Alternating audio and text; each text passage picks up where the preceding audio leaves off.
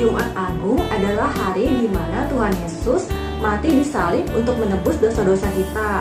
Sedangkan Paskah adalah hari kebangkitan Tuhan Yesus. Oh gitu mah, kenapa Tuhan Yesus mau mati buat kita mah?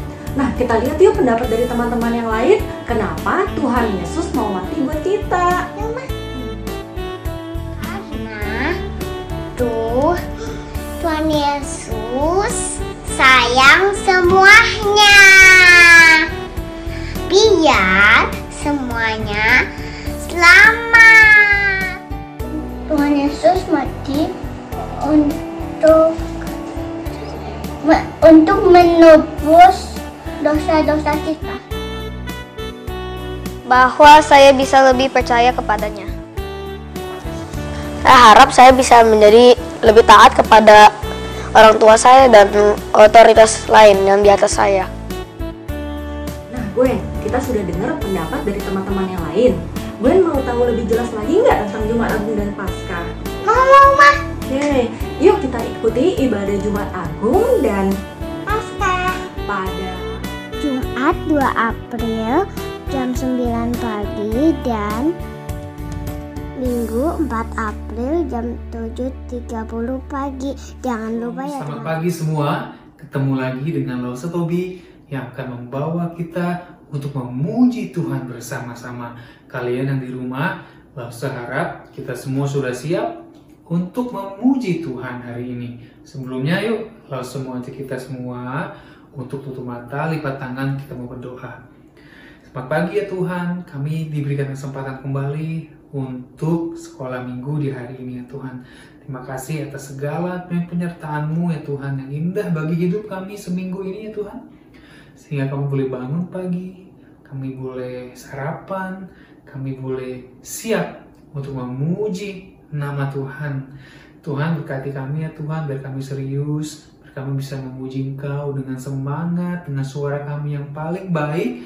Karena kami percaya ya Tuhan, dan kami pengen Tuhan setiap pujian kami keluar dari hati kami untuk menyenangkan nama Tuhan. Terima kasih ya Tuhan, hanya dalam nama Tuhan Yesus kami sudah berdoa. Amin. Ya, kita semua siap ya untuk memuji nama Tuhan, untuk sekolah minggu, meskipun kita nggak bisa ketemu secara langsung, tapi Lausa yakin kita semua semangat untuk sekolah minggu bersama-sama dengan teman-teman kita yang lain. Kita menyanyikan sebuah lagu, Mars Sekolah Minggu. Nyanyikan semangat ya, dengan suara kita yang lantang.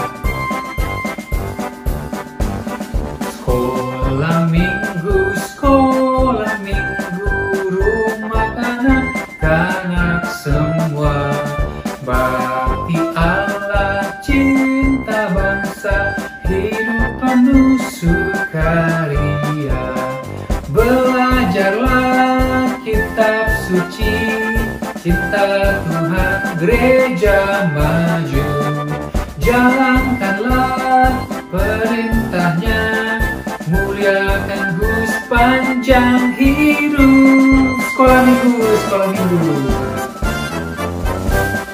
Sekolah minggu, sekolah minggu, rumah anak-anak semua.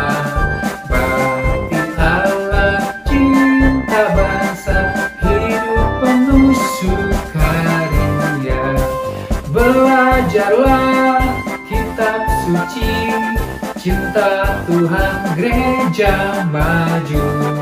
Jalankanlah perintahnya, muliakan Gus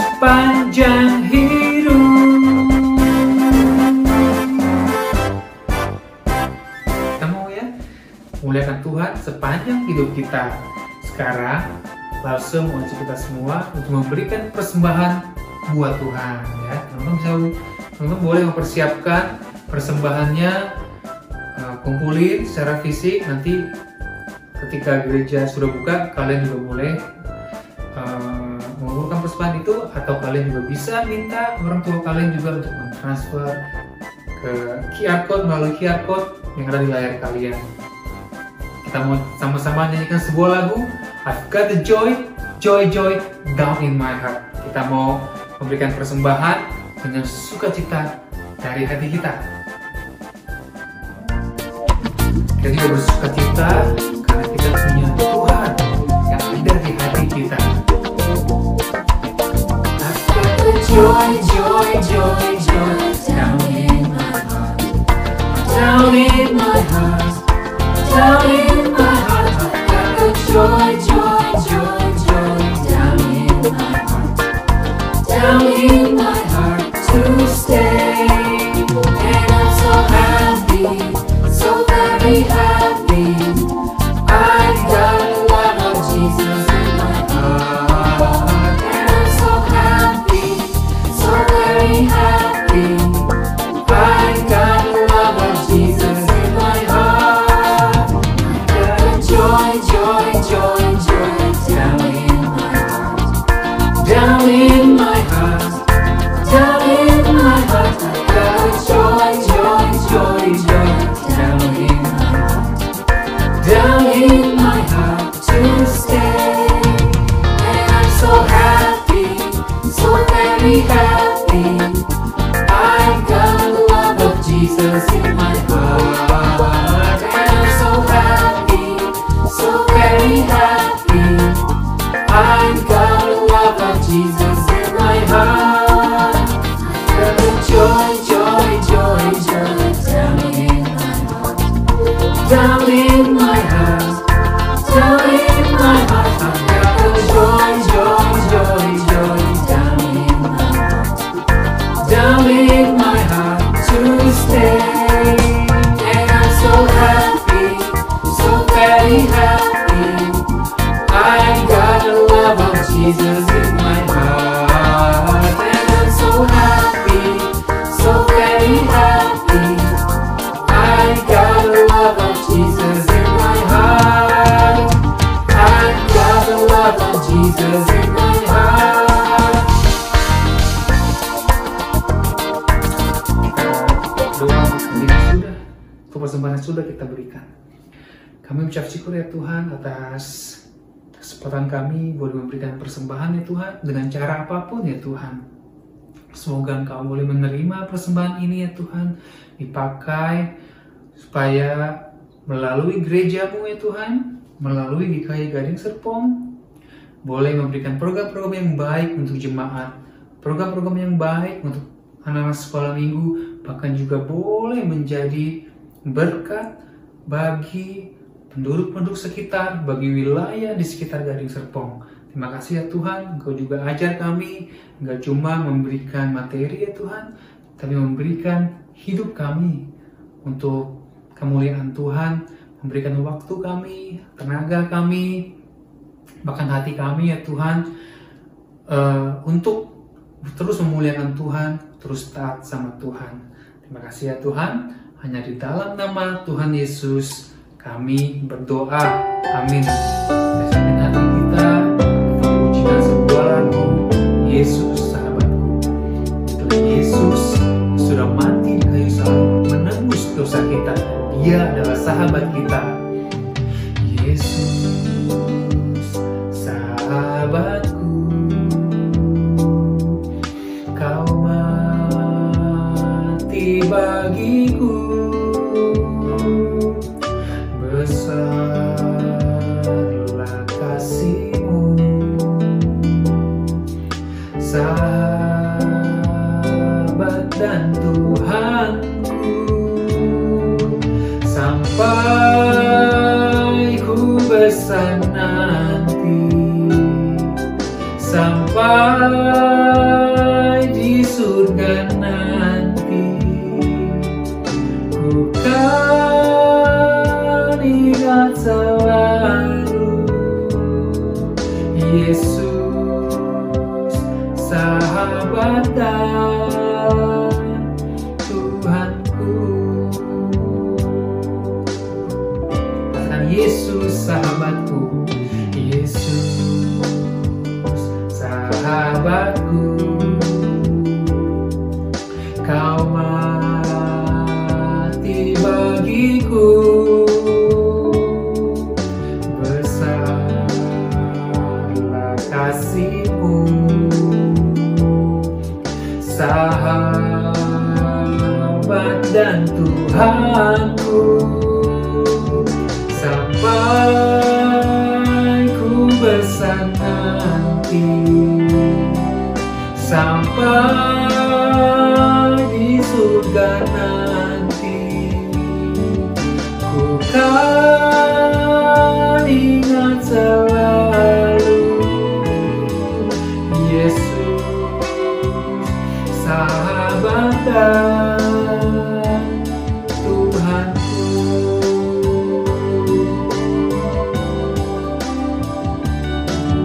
Sampai ku besar nanti, sampai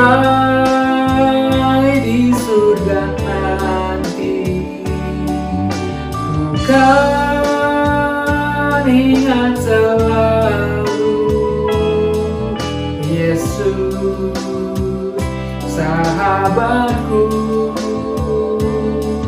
sampai ku besar nanti, sampai di surga nanti, ku kan ingat selalu Yesus sahabat dan Tuhanku. Amin. Kita mau mendengarkan firman Tuhan. Shalom anak-anak, selamat hari Minggu, senang kita bisa berjumpa lagi. Mari kita sekarang ini siapkan hati untuk mendengarkan cerita firman Tuhan. Kita berdoa. Tuhan yang baik, kami sungguh bersyukur karena Tuhan berikan waktu yang begitu baik dan begitu indah untuk kami dapat bersekutu dengan Tuhan. Kami telah membawa puji-pujian kami kepadamu, membawa persembahan kami sebagai rasa syukur untuk berkat-Mu, dan saat ini kami mau mendengarkan cerita firman-Mu untuk kami tahu apa yang jadi isi hati Tuhan buat kami, dan kami boleh sungguh-sungguh hidup semakin mengasihi Engkau. Berkati Lause, berkati setiap kami ya Tuhan. Terima kasih Tuhan, di dalam nama Tuhan Yesus kami berdoa dan mengucap syukur. Amin. Anak-anak, setuju tidak kalian kalau dikatakan bahwa orang yang melakukan kejahatan harus dihukum? Ya, hukuman itu bertujuan untuk supaya orang itu tidak akan melakukan kejahatan lagi. Dia menjadi jerah, tobat. Dan hukuman itu juga menjadi satu ingat-ingatan ya kepada setiap kita, kepada semua orang, untuk supaya apa? Untuk takut melakukan kejahatan karena ada sanksinya, ada hukuman yang pasti akan diberikan. Tapi anak-anak tahu tidak, ada kalanya bahkan sering kali ada orang yang harus menerima hukuman sekalipun dia tidak melakukan kejahatan. Dia dituduh, difitnah, atau mungkin dia harus menanggung kesalahan daripada orang lain. Di dalam Alkitab itu banyak tokoh-tokoh Alkitab yang mengalami hal itu. Mereka harus menderita, harus dihukum bukan karena mereka melakukan kejahatan, tetapi justru mereka dihukum karena mereka melakukan kebaikan. Satu tokoh yang paling utama yang ada dalam kisah Alkitab juga mengalami akan hal itu.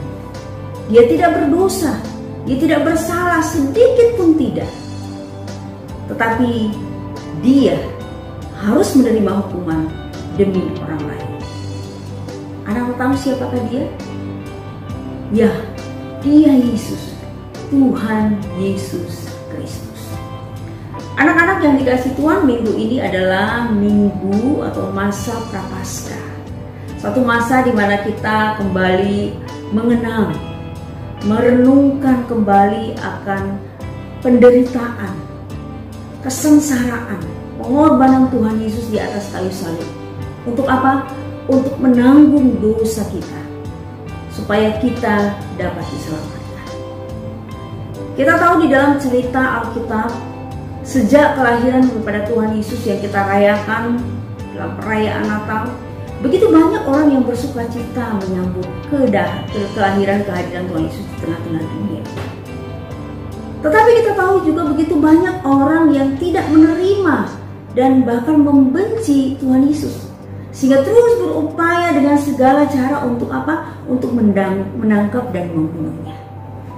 Di antara mereka adalah imam-imam kepala dan tua-tua Israel. Mereka sudah merencanakan untuk menangkap Tuhan Yesus dan membunuhnya. Tapi rencana mereka itu menjadi berubah ketika suatu ketika seorang yang bernama Yudas. Anak-anak tahu siapa Yudas? Ya, Yudas Iskariot adalah salah satu daripada murid Yesus. Bahkan dia termasuk di dalam ke-12 rasul Yesus. Jadi dia rasul. Dia seorang rasul yang selama masa hidup Yesus dalam pelayanan, dia selalu berada bersama-sama dengan Yesus, bersama-sama dengan rasul yang lain. Tetapi apa yang dilakukan Yudas?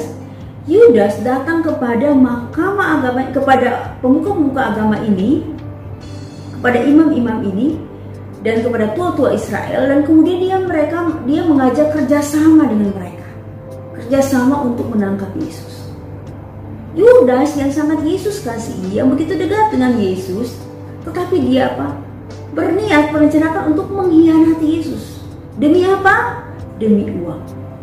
Padahal Yudas adalah seorang bendahara dari ke-12 rasul.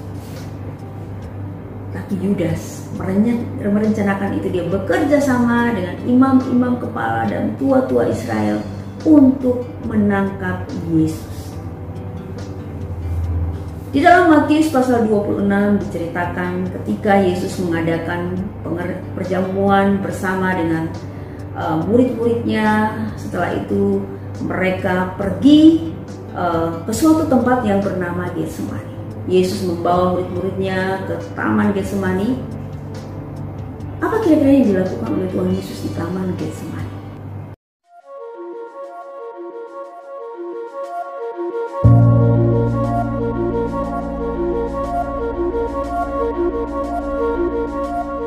As the hour drew near to his death, Jesus took his disciples to an olive garden called Gethsemane. Jesus wanted to spend some time in prayer with his Father to prepare for the pain and suffering he knew he was about to face. As they reached the garden, Jesus said to his disciples, "Sit here while I go over there to pray." Jesus took Peter, James, and John farther into the garden with him, and he became anguished and distressed. Jesus told them, "My soul is crushed with grief to the point of death. Stay here and keep watch with me." Jesus continued into the garden alone, and bowed down, putting his face to the ground, and cried out his prayer. "My Father, if it is possible, let this cup of suffering be taken away from me. Yet I want your will to be done, not mine."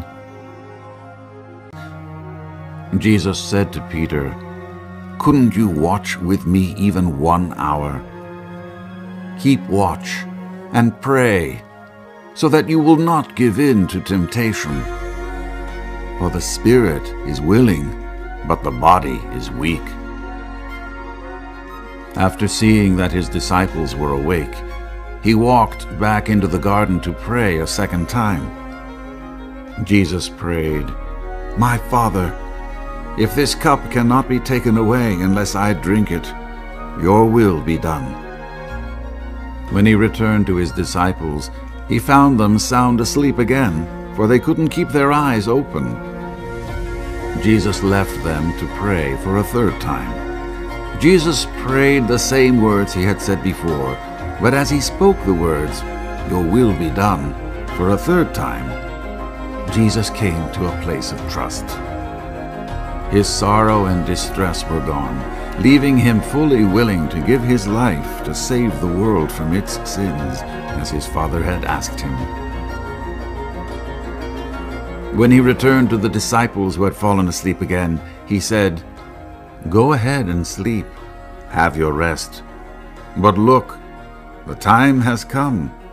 Judas, my betrayer, has arrived to turn over the Son of Man into the hands of sinners." Nah, adik-adik, Yesus kita melihat di Taman Getsemani, dia datang berdoa kepada Bapaknya. Saat itu Yesus begitu gentar, begitu takut.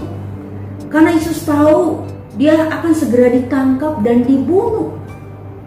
Dia tahu apa yang menjadi rencana dari imam-imam kepala dan tua-tua Israel, dan dia tahu juga apa yang menjadi rencana daripada Yudas.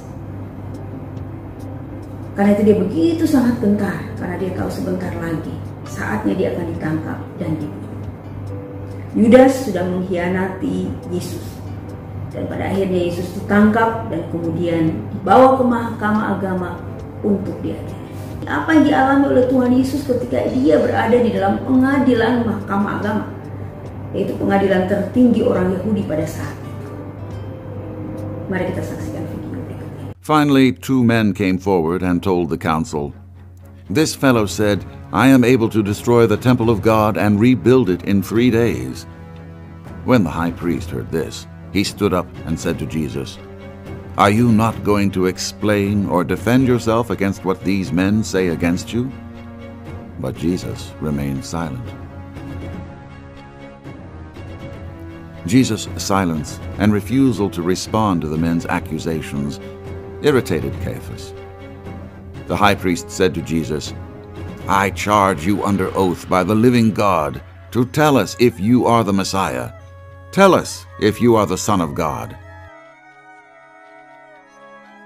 To this question, Jesus finally gave an answer. Jesus responded, "You have said so, but I tell you, from now on, you will see the Son of Man sitting at the right hand of the Mighty One and coming on the clouds of heaven." Upon hearing this, Caiaphas tore his clothes and said, "He has spoken blasphemy. Why do we need any more witnesses? Look, now you have heard the blasphemy. What do you think?" The angry crowd agreed that they had heard enough, and they answered, "He is worthy of death."